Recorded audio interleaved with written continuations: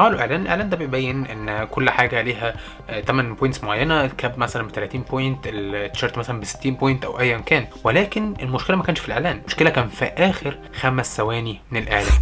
Now, the more Pepsi you drink, the more great stuff you're going to get. Sure beats the bus.